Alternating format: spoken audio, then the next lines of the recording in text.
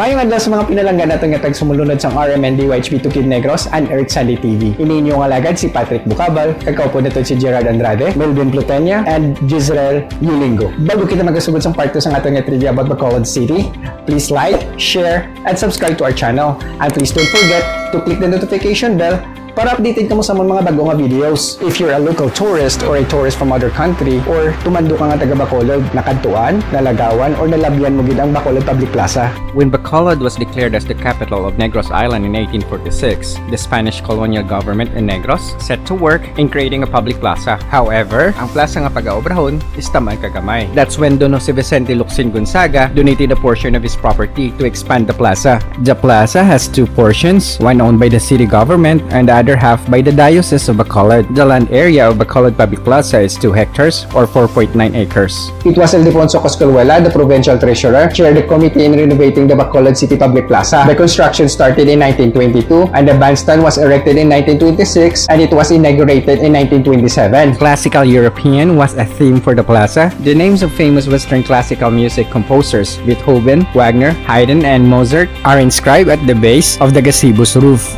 You can also find circular fountain sa apat ka corner sa Bacolod Public Plaza. Kag gina-feature diri mga characters ng mga pabula or fables. Kag ang mga statue sa fountain was sculpted by an Italian artist, Francisco Monte. Kay balubala kamong Bacolod City Public Plaza is also known as Plaza de 6 de Noviembre. Iniging pangalan sa adlaw sa pagsungkas ng Espanyol after the Negros Revolt or commonly known as 5 de Noviembre. Across the street of Bacolod Public Plaza is the San Sebastian Church. And in the other side nga ginatindugan sang BGC replica is the Gonzaga Street in memory of Don Jose Vicente Gonzaga. Tips sa mga gaplano magkadto diri sa Bacolod. There are two major roads diri sa Bacolod nga inyo tandaan para hindi ka mo magtalang. Amo ini ang Lacson Street, Araneta Street. These are the names of our local heroes here in Negros and we will discuss more about them sa mga upcoming videos namon or trivia. Lacson Street is almost 7 kilometers from Ceres North Terminal to San Antonio Abad Church in Taculing near Tili Performance. Diri man ginahiwat ang mga major festival, the Electric Mascara Festival and Bacolod Chinese Festival. It is also a gateway of beautiful destination in northern Negros. The second major road is the Araneta Street that goes all the way from BGC Replica to Sumag and Bago City. Ibalubala ka mo ang Araneta Street was known as Calle Real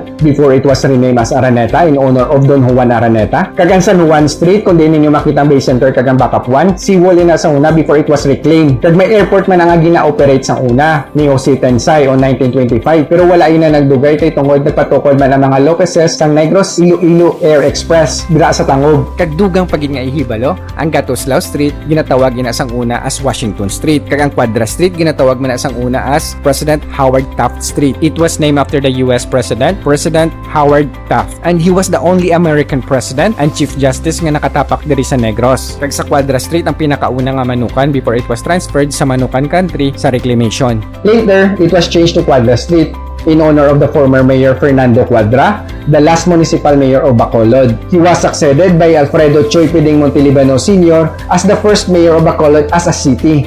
The date of the inauguration of the first mayor of Bacolod as a city and the city of Bacolod was rescheduled thrice tungod sa malaing nga tiyempo from September 30, October 5, and October 12. Pero sa October 19, 1938, when the weather cooperated, it was the day that Mayor Montelibano Sr. took his oath of office and the city of Bacolod was inaugurated, and the rest is history. And for 80 years, Bacoleños still celebrate its Charter Day every October 19. But on September 10, 2018, House Bill 7044, authored by Congressman Griga Sataya, declaring June 18 as Bacolod City Charter Day, was unanimously approved by the Senate.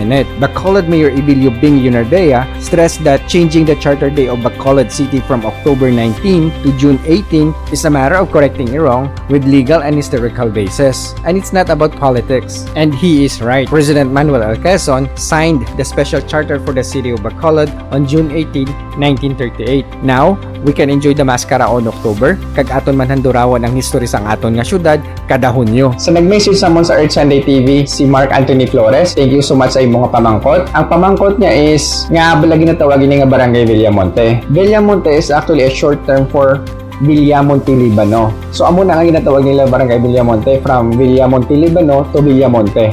Bago kita magkatapos sa sininga programa, I just wanted to share some basic greetings sang Hiligaynon language. Good morning, mayong aga, good noon, mayong ogto, good afternoon, mayong hapon, and good evening, mayong gabi. Kung gusto ninyo magadaog sang 300 pesos paagi sa trivia, magpamati lang sa RMND YHB 2 Kid Negros kada Domingo alas 11:30 hasta alauna sang hapon.